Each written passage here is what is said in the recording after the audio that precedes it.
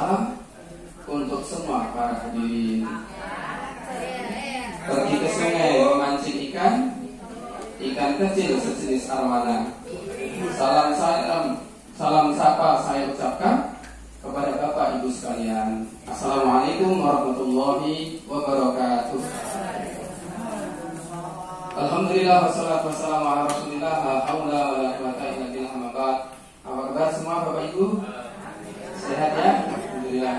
Baik, terima kasih kepada Ibu Beranda yang telah memberikan waktu dan tempat untuk diseminasi kegiatan guru penggerak ini, dan juga terima kasih kami ucapkan kepada Bapak Ibu, guru, beserta staf dan karyawan SMP Negeri Buang Rambal tercinta. Masya Allah, walaupun sudah siang, tetapi Bapak Ibu masih semangat untuk bisa melakukan waktunya. Sama-sama kita menyimak sosialisasi penerapan budaya positif calon guru penggerak angkatan 7 Kabupaten Sragen. Jadi perkenalkan, ini fasilitator kami Bapak Imam Sukamto, kemudian pengajar praktek kami Bapak Karsi, kemarin juga sudah datang ke sini. Baik Bapak Ibu, saya hanya ingin mengajak Bapak Ibu untuk menonton video aja. Mau ya Bapak Ibu ya? Ya, kita tonton video aja biar tidak terlalu banyak cerita.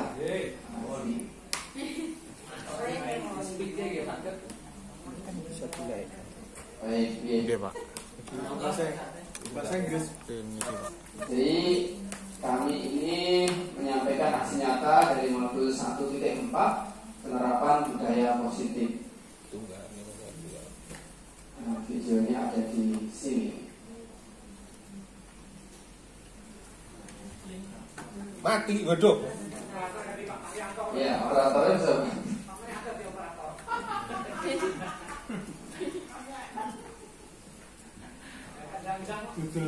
Ya, baik.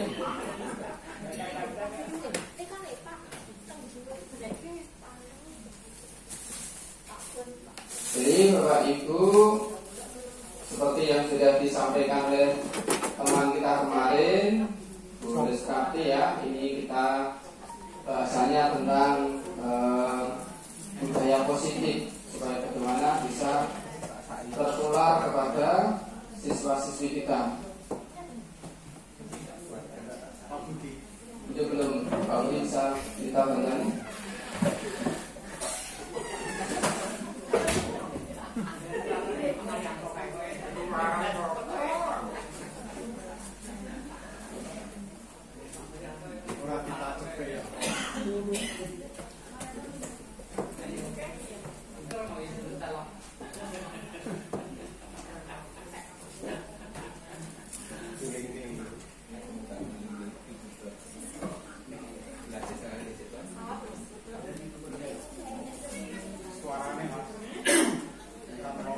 Suaranya dari mana ini misalnya?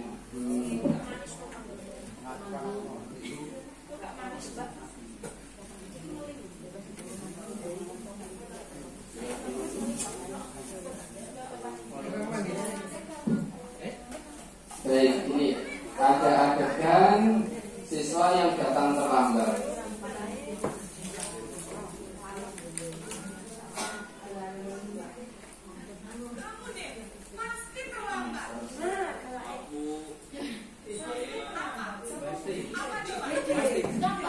Bisa ya, disimak ya. Mas guru bahasa Inggris weh.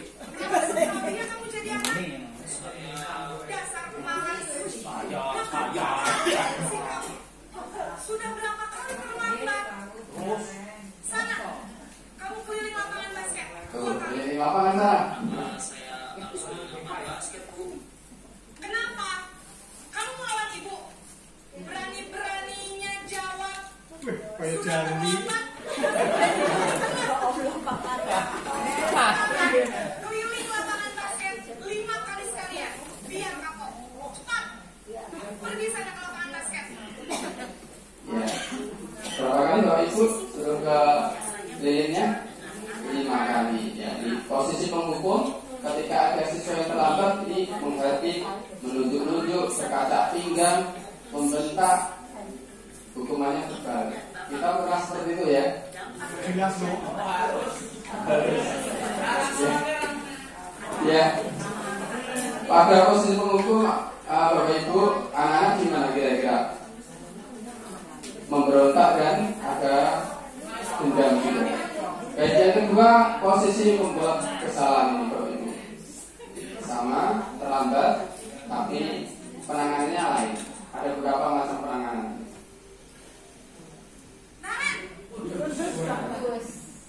Bocah kuwi meneh.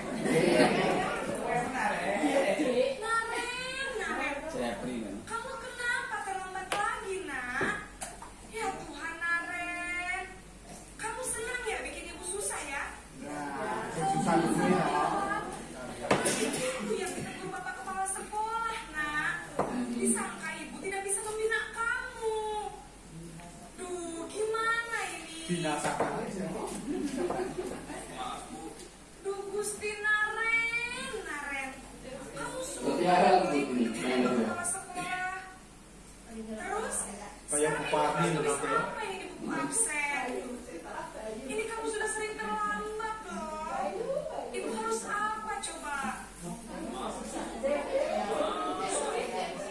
Kita kan harus guru BP Baik, Nabi, ini, Pak. jangan bikin ibu susah lagi ya, Nak ya. Ibu tidak akan kuat lagi kalau kamu begini terus. Bisa jantungan kalau ibu. Sangat cepat lepas. Ya. Tidak dihukum, tapi ya diberi pengertian. Ayo guru BP.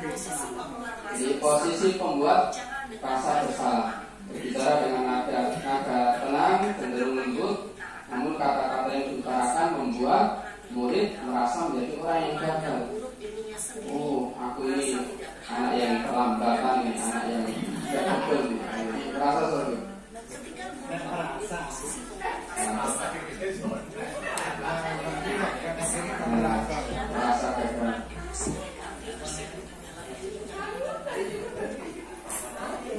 Baik, kemudian posisi yang ketiga, posisi teman, masih hambat lagi. Kalian sih mau patah dulu loh. Gue kena hatu kan orang sing ngopi biasa. Dedek. Aduh, konangan nih. Wah, sudah jam berapa ini, Nak? Iya. Selamat pagi ya, sayang. Jadi jarang sayang, jadi Jadi bilang sayang. jarang sayang. Bukan ibu kamu. Kamu bukannya anak yang larinya paling kencang. Kok terlambat sih? Rasa gede. Tadi jadi biarpun saya lari kencang tetap gak dikejar Bu. Ya sudah sana. Nanti lain kali larinya lebih kencang lagi ya. Biar gak terlambat lagi. Bikin mati kawan. Bisa kan? Bisa Bu. Ya sudah sana ke sekolah. Ibu beresin urusan absen kamu. Kamu ini ada sengaja. Kira-kira anakmu bisa berduit. Dede bisa Baik, nah, dalam posisi teman, guru berbicara dengan nada suara yang ramah, akrab, cenderung bersedau-sedau untuk menjaga suasana tak santai. Murid merasa senang nggak kira-kira? Nah, aman, akrab dengan gurunya.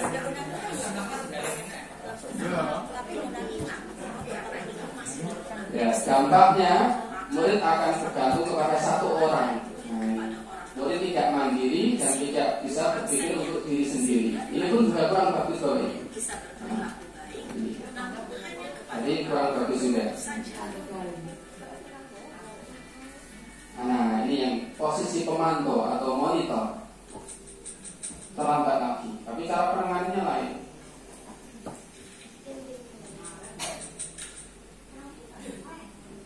Nah, lain lagi.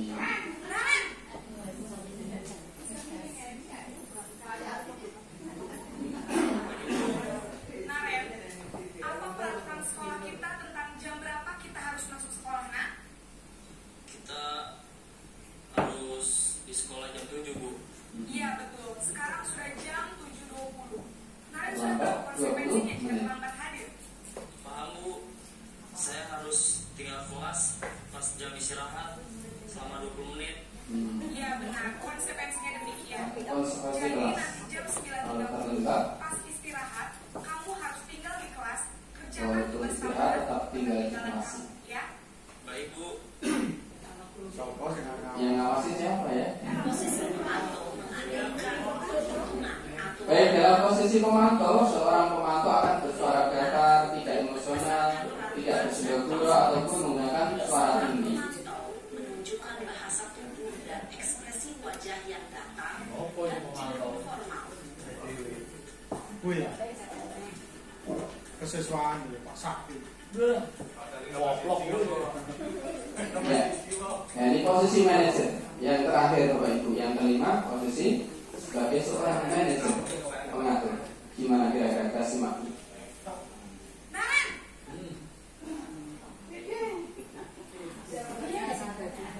Pagi bu. selamat pagi Naren. Maaf bu. Saya terlambat. Iya, sekolah masuknya jam 7, sekarang sudah jam 7.20. Jadi sekarang bagaimana ini Naren? Wis padha jejek kuwi. Saya lupa salah malam.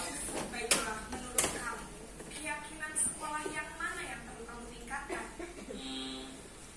Menghargai diri sendiri dan orang lain mungkin ya bu. Setuju. Jadi, apakah Naren meyakini prinsip saling menghormati tersebut? Iya bu. Saya meyakininya. Apakah Naren bersedia menyelesaikan masalah keterlambatan? Sedia bu. Bagaimana kamu memperbaiki masalah keterlambatan? Diketaki lagi sadar. Salam saya bu. Baik, kalau kamu di rumah, ada orang yang kira-kira bisa bantu mengingatkan tidak? Ada bu. Kakak saya. Kak Emma. Ada lagi selain Kak Emma? Selain Kak Emma. Ada ibu saya. Baik, jadi yang mengingatkan Naren adalah Kak Emma dan ibu kamu ya. Kira-kira kamu mulai start alarm kapan nih Naren? Setelah pulang sekolah akan segera saya lakukan. Baik, jadi Naren akan setel alarm untuk bangun besok pagi dan akan diingatkan oleh kakak dan ibunda Naren ya. Ada lagi yang mungkin perlu dilakukan Naren agar tidak terlambat bangun lagi. Tidak ada bu. Baik Naren, terima kasih untuk kerjasama kamu. Sekarang kamu perlu kembali ke kelas untuk belajar. Baik bu. Terima kasih. Kudu jajek ini Ya. kita Posisi manajer, suara manajer netral, tidak emosional, kemudian tidak terlalu ramah juga tidak bernada tinggi. Tercipta identitas positif. Guru akan dengan tulus mengajukan pertanyaan-pertanyaan bermakna agar membuka pikiran murid. Dapat berefleksi Guru membimbing murid untuk memecahkan masalahnya sendiri. memberikan pertanyaan-pertanyaan bermakna sehingga membuat murid dapat belajar dari kesalahan dan mencari sebuah solusi untuk menyelesaikannya. Ibu dan Bapak Guru hebat, setelah mengamati adegan kelima posisi kontrol tadi, kira-kira posisi mana yang paling ideal? Posisi mana yang dapat Dosen semua Ya, kira-kira posisi mana yang paling ideal Bapak Ibu? 1, 2, 3, 4, 5. Oh, Demokrat 1. Ya, monggo di mana dulu. Nah, jadi baik. Kita teruskan di penerapan budaya positif.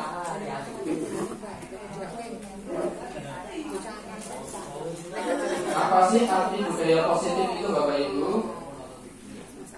Budaya positif merupakan perwujudan dari nilai-nilai atau keyakinan universal yang diterapkan di sekolah yang berpihak kepada murid agar dapat berkembang menjadi pribadi yang kritis, penuh hormat, dan menjadi anak yang bertanggung jawab. Ya, ini teorinya. Nah, kita perlu pahami dulu. Kemudian apa maksud daripada tujuan arti budaya positif ini? Supaya terwujud profil pelajar Pancasila Bapak Ibu.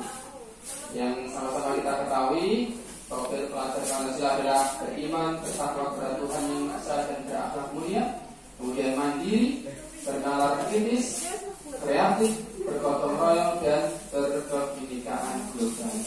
Oke, next. Nah, latar belakang penerapan budaya positif. Ini ringkasnya Bapak Ibu, bahwa tujuan pendidikan menurut Ki Hajar Dewantara yakni menuntun segala kodrat yang ada pada anak-anak agar mereka dapat mencapai keselamatan dan kebahagiaan yang setinggi-tingginya, baik sebagai manusia maupun sebagai anggota masyarakat. Baik, tujuannya ini menumbuhkan karakter murid melalui budaya positif di sekolah, di kelas maupun di rumah. Menumbuhkan sikap tanggung jawab pada diri murid atas pemilihan aspirasi dirinya melalui kesepakatan kelas. Mengembangkan inisiatif yang tinggi pada diri murid, kemudian menumbuhkan rasa saling menghargai diri sendiri dan orang lain. Nah, tolak ukur keberhasilannya apa? Ada 3 Bapak Ibu. Kalau budaya positif ini kita terapkan di sekolah kita, nah, tolak ukuran keberhasilannya ini bisa kita lihat. Yang pertama, siswa penuh kesadaran dapat melaksanakan kesepakatan kelas yang sudah disepakati bersama-sama. Kemudian yang kedua, terciptanya pembelajaran yang menyenangkan. Dan yang ketiga, siswa antusias pada saat mengikuti pembelajaran. Nah, kemudian langkahnya gimana Bapak Ibu supaya bisa mewujudkan budaya positif di sekolah kita? Tadi sudah kita lihat videonya ya. Nah, jadi yang pertama tadi guru sebagai seorang penghukum. Nah, kemudian yang kedua guru membuat rasa bersalah.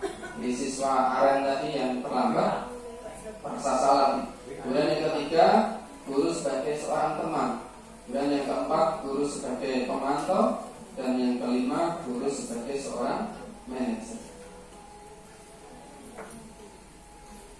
Kemudian langkah kedua Bapak Ibu, yakni membuat kesepakatan kelas. Yang ini mungkin jarang kita laksanakan di kelas. Walaupun mungkin tentu ada beberapa di antara kita yang sudah membuat kesepakatan kelas. Jadi di awal-awal semester biasanya Bapak Ibu ya, jadi sebelum kita ini isi dengan pelajaran dan sebagainya, ini penting Bapak Ibu, kita kesepakatan kelas. Dan mungkin kesepakatan kelas guru satu dengan yang lainnya ada beberapa perbedaan, tetapi diusahakan tidak terlalu jauh bedanya. Umpamanya di kelas Bapak A ini ketika pembelajaran tidak boleh makan, tapi di Ibu B boleh makan. Ini jadi bertentangan nanti. Maka harus satu sekolah ini juga ada kesepakatan dulu nanti gimana yang kita sepakati yang umum. Jadi kesepakatan kelas dengan siswa kita Bapak Ibu. Kesepakatan kelas merupakan aturan-aturan untuk membantu guru dan murid bekerja sama membentuk kegiatan belajar mengajar yang efektif. Jadi harus sepakat dulu kira-kira. Jadi kalau kesepakatan kelas kita buat, nanti ketika melanggar, anak-anak kita ingatkan saja dan ditulis Bapak Ibu. Dan mohon maaf untuk sekolah kita, kelas kita masih belum ramai ya, Ibu ya. Belum ramai tulisan di dinding-dinding ini, belum ada tempelan, baru ada visi misi aja. Mungkin bisa banyak tempelan-tempelan kesepakatan kelas. Dan nanti kesepakatan kelas bisa menjadi keyakinan kelas. Jadi ada perbedaan kesepakatan kelas ini contohnya. Bisa mengamalkan ajaran agama dan sebagainya. Ada beberapa contoh. Kemudian yang ketiga, upaya untuk membentuk budaya positif yakni dengan menerapkan segitiga restitusi. Kalau tidak salah kemarin di diseminasi yang lalu Mbak Res juga sudah menerangkannya. Jadi restitusi secara umum yakni memberikan kesempatan kepada murid untuk disiplin positif, memulihkan diri dari kesalahan sehingga memiliki tujuan yang jelas. Kemudian Bapak Ibu mengingatkan setiap orang nih kebutuhan dasar manusia perlu kita pahami. Kadang kita lupa ya, bahwa murid kita itu juga manusia. Kadang kita lupa karena kita ini capeknya, kemudian kita juga karena ini pusingnya banyak masalah. Kadang ketika anak rame nakal dan sebagainya kita lupa bahwa mereka ini punya kebutuhan dasar manusia. Ada 5 Bapak Ibu. Yang pertama, bertahan hidup, survival. Jadi anak-anak pengen tetap bertahan hidup. Mereka juga merasa kalau tidak aman, tidak damai itu susah mereka. Kemudian cinta dan kasih sayang. Anak-anak perlu juga cinta dan kasih sayang. Dan kita lihat di sekolah kita banyak anak-anak yang kurang kasih sayang dari orang tuanya. Kalau kita lihat data, ini banyak orang tua yang pisah, yang cerai, kemudian ditinggal pergi merantau di luar negeri. Kami pernah jumpa dengan anak-anak, saya tanya, di rumah sama siapa? Sama si mbaknya. Ikut di mana? Ikut di Singapura merantau. Dan berapa lama nggak ketemu ibu? 7 tahun. 7 tahun nggak ketemu ibu. Gimana rasanya? Nah, kurang kasih sayang, maka perlu kita tumbuhkan kasih sayang, cinta kasih kepada anak-anak ini. Kemudian yang ketiga, kebebasan. Anak-anak perlu suasana bebas juga, bebas yang teratur, bebas yang terjaga. Kemudian yang keempat, kesenangan. Anak-anak juga perlu butuh dengan kesenangan, tidak pengennya susah saja dengan banyak-banyak tugas. Kemudian yang kelima, kekuasaan. Diberi keleluasaan untuk mungkin jadi pemimpin dalam suatu acara, diberi tanggung jawab, nanti dia akan bisa mendelegasikan kekuasaan. Demikian Bapak Ibu, kebutuhan dasar manusia yang langkah berikutnya yang ketiga, yang terakhir ini penerapan disiplin positif, memberikan pemahaman disiplin pada anak, yaitu untuk mengetahui perilaku mereka sendiri, mengambil inisiatif, menjadi bertanggung jawab atas pilihan mereka, dan dapat menghargai diri sendiri dan orang lain dalam pelaksanaan. Dan yang kedua, memberikan pemahaman kepada anak mengenai konsekuensi logis jika sebuah aturan dilanggar.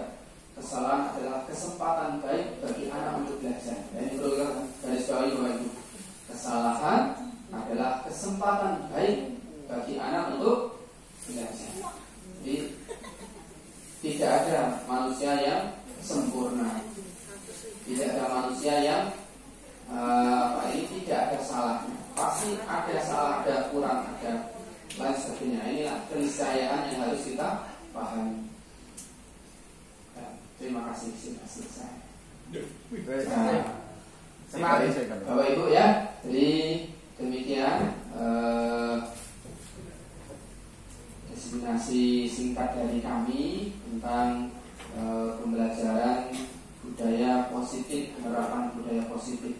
Jadi kami tidak berniat untuk menggurui Bapak Ibu sekalian, karena Bapak Ibu guru ini Masya Allah orang yang luar biasa, orang kita pengalamannya sudah bertahun-tahun berkecimpung dalam dunia pendidikan, tentu punya pengalaman-pengalaman yang berbeda-beda, dan tentu kita juga kadang merasa jengkel, andel, capek ya, dengan anak didik kita. Nah, tetapi satu yang perlu kita ingat mungkin Bapak Ibu, bahwa anak-anak didik kita ini adalah penerus kita. Mereka adalah penerus bangsa ini. Jadi kalau kita dalam hati ini kita niat mengajari mereka, menyampaikan transfer ilmu, kemudian transfer akhlak atau karakter, ini masalah hasil ini tidak begitu. Kalau dalam agama yang dinilai itu prosesnya Bapak Ibu. Yang dinilai itu prosesnya. Kira-kira kita sudah sejauh mana mengawal anak didik kita, mendampingi anak didik kita. Masalah hasil itu hidayah. Masalah hasil itu hidayah. Anak bisa baik, alhamdulillah. Kalau tidak bisa baik, ya kita sudah usaha. Anak nakal, anak masalah dan sebagainya, justru adanya anak masalah, adanya anak yang nakal, adanya anak yang tidak tertib, nah itu akan menjadi motivasi kita untuk bisa lebih baik lagi.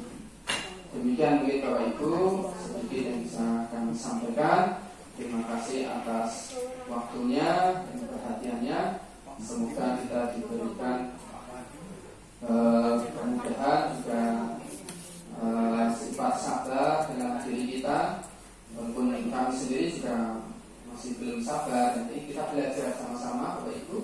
Kita bersabar, insya Allah kalau kita niat yang tulus dengan anak didik kita, insya Allah walaupun anak didik kita saat ini mungkin belum sesuai dengan yang kita inginkan, bisa jadi 5 tahun yang akan datang, 10 tahun yang akan datang, mereka akan jadi orang-orang yang hebat, yang akan senantiasa mengingat kekurangan ataupun akan senantiasa mengingat kebaikan-kebaikan kita.